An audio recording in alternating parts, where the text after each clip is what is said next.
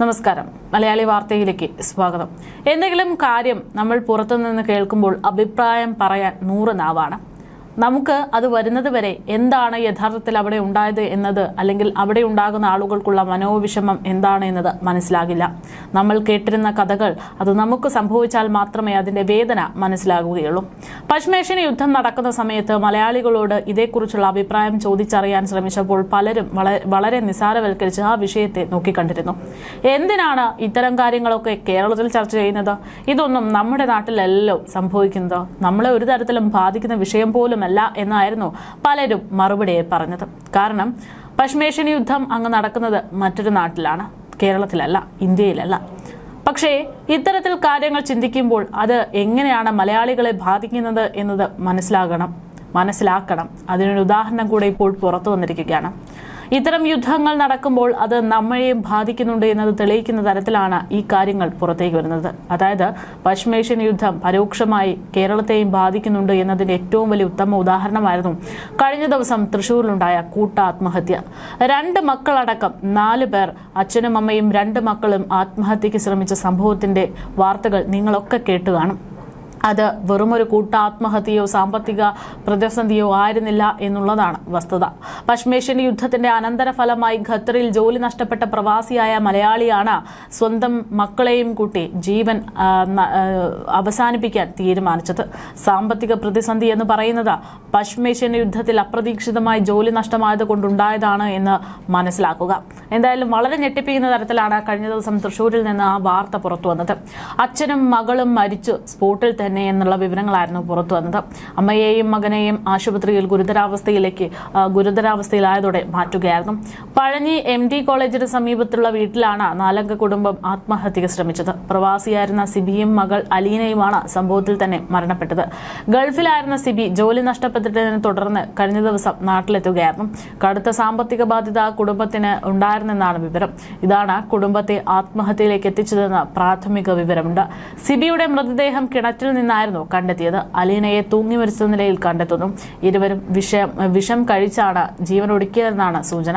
സിബിയുടെ ഭാര്യ ബീനയെയും മകൻ ആദിത്യനെയുമാണ് ആശുപത്രിയിൽ പ്രവേശിപ്പിച്ചത്. 17-കാരനായ ആദിത്യൻ ഭയന്ന് പോലീസിനെ വിളിച്ചതോടെയാണ് സംഭവം പുറം ലോകം അറിഞ്ഞത്. ജീവിതം അവസാനിപ്പിക്കുന്നു എന്നുള്ള കുറിപ്പ് എഴുതി വെച്ചായിരുന്നു ഇവരുടെ ആത്മഹത്യാ ശ്രമം.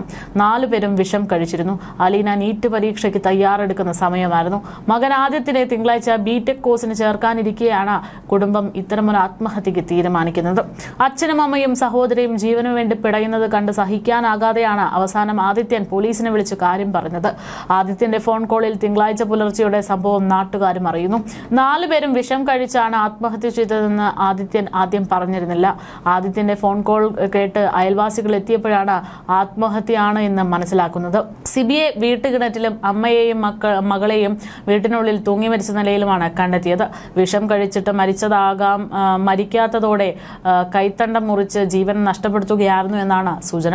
വിഷം കഴിച്ച് അത്യാസന്ന നിലയിലായ മകൻ ആദിത്യനാണ് തിങ്കളാഴ്ച രാവിലെ 5 മണിയോടെ കുന്നംകുളം പോലീസിൽ വിളിച്ച് വിവരം അറിയിച്ചത്. കുന്നംകുളം ഫയർഫോഴ്സും പോലീസും സ്ഥലത്തെത്തി നടപടികൾ സ്വീകരിക്കുകയായിരുന്നു.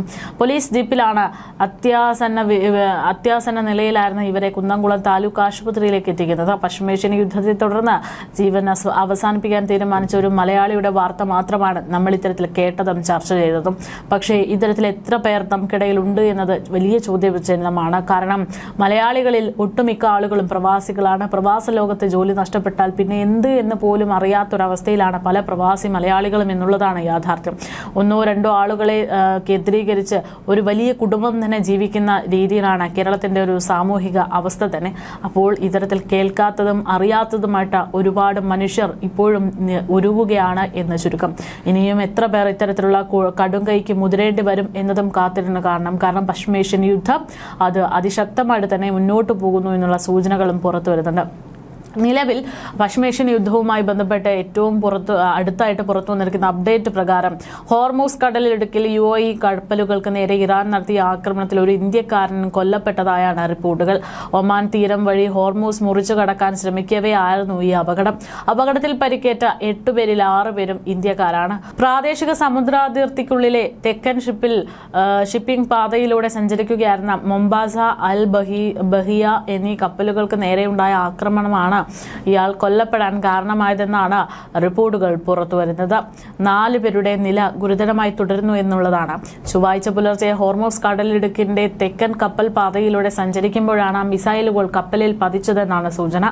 അബുദാബിയിലെ സിർക്കു ദ്വീപിൽ നിന്നും ഷാർജയിലെ ഖോർഫാഖനിലേക്ക് പോവുകയായിരുന്നു ഈ എണ്ണക്കപ്പലെന്നാണ് വിവരം. മിസൈൽ പതിച്ചതിനെ തുടർന്ന് 2 കപ്പലുകളിലും കടുത്ത തീപിടുത്തമുണ്ടായതെങ്കിലും പിന്നീട് ഇത് നിയന്ത്രണ വിധേയമാക്കുകയായിരുന്നു.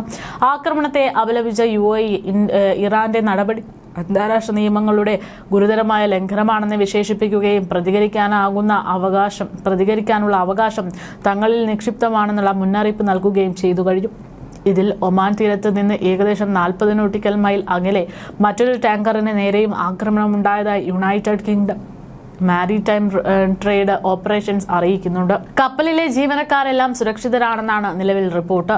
ഈ കപ്പൽ UAE ടാങ്കറുകളിൽ ഒന്നാണോ അതോ മറ്റേതെങ്കിലും കപ്പലാണോ എന്നുള്ളതും വ്യക്തമല്ല. അതേസമയം UAEയുടെ കപ്പലുകൾ ആക്രമിച്ചതിൽ ഇറാൻ ഔദ്യോഗിക പ്രതികരണമൊന്നും നിലവിൽ നടത്തിയിട്ടില്ല. പക്ഷേ മുന്നറിയിപ്പുകൾ അവഗണിക്കുകയും നാവിഗേഷൻ സംവിധാനങ്ങൾ ഓഫ് ചെയ്യുകയും ചെയ്തതിനാലാണ് 2 കപ്പലുകളെ ലക്ഷ്യമിട്ടതെന്ന് ഇറാൻ റവല്യൂഷണറി ഗാർഡ് അവകാശപ്പെടുന്നുണ്ട്. എന്നാൽ കപ്പലുകളുടെ പേര് നേരിട്ട് പരാമർശിച്ചിട്ടില്ല. US ഇറാനിൽ തുടർച്ചയായ 3-ാം ദിവസവും ആക്രമണം കടുപ്പിക്കുന്നതിനിടയിലാണ് UAE കപ്പലുകൾക്ക് നേരെ ഇറാൻ ആക്രമണം ഉണ്ടായിരിക്കുന്നത്. ഇറാന്റെ സൈനിക കേന്ദ്രങ്ങൾ കേന്ദ്രീകരിച്ചു ആക്രമണങ്ങൾ നടത്തുന്നതായി US സെൻട്രൽ കമാൻഡ് സ്ഥിരീകരിക്കുന്നു. ഇറാനിൽ കപ്പലുകൾക്ക് മേൽ ഉപരോധം ഏർപ്പെടുത്തുമെന്നും ഹോർമൂസ് കടലിടുക്കിലൂടെ പോകുന്ന കപ്പലുകളുടെ സുരക്ഷയ്ക്കായി 20% ചാർജ് ഈടാക്കുമെന്നും US പ്രസിഡന്റ് ഡൊണാൾഡ് ട്രംപ് പ്രഖ്യാപിച്ചതിന് പിന്നാലെയാണ് ഈ മേഖലയിൽ സംഘർഷം കടുത്തിരിക്കുന്നത്. സംഘർഷം കടുത്തതോടെ മേഖലയിലെ മറ്റ് രാജ്യങ്ങളിലേക്കും യുദ്ധഭീതി പടർന്നിരിക്കുകയാണ്. ബഹ്റൈന് നേരെയും ഇറാന്റെ ഭാഗത്തു നിന്നും വ്യോമാക്രമണ ശ്രമങ്ങൾ ഉണ്ടായിട്ടുണ്ട് എന്നതിനെ തുടർന്ന് രാജ്യത്ത് സൈറനുകൾ മുഴങ്ങുകയും ജനങ്ങളോട് സുരക്ഷിതമായ സ്ഥാനങ്ങളിലേക്ക് മാറാൻ നിർദ്ദേശം നൽകുകയും ചെയ്തതായാണ് വിവരം. ലോകത്തിലെ ആകെ എണ്ണക്കടത്തിന്റെ 5-1 കടന്നു പോകുന്നത് ഹോർമൂസ് കടലിടുക്കിലെ പുതിയ പ്രതിസന്ധി ആഗോള എണ്ണ വിപണിയെയും പിടിച്ചുലയ്ക്കും എന്നുള്ള തരത്തിലാണ് നിരീക്ഷണങ്ങൾ. വരും ദിവസങ്ങളിൽ USഉം UAEയും ഇറാനെതിരെ എന്ത് സൈനിക നീക്കങ്ങൾ നടത്തുമെന്നതിനെ ആശ്രയിച്ചായിരിക്കും പശ്ചിമേഷ്യയുടെ ഭാവി തന്നെ ഇരിക്കുന്നത്.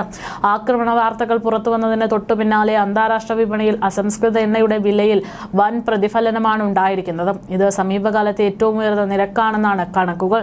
ഇത്തരത്തിൽ സാഹചര്യങ്ങൾ മുന്നോട്ട് പോകുകയാണെങ്കിൽ ഇനിയും ഒരുപാട് പ്രവാസി മലയാളികൾക്ക് ജോലി നഷ്ടപ്പെട്ടെന്ന് വരാം.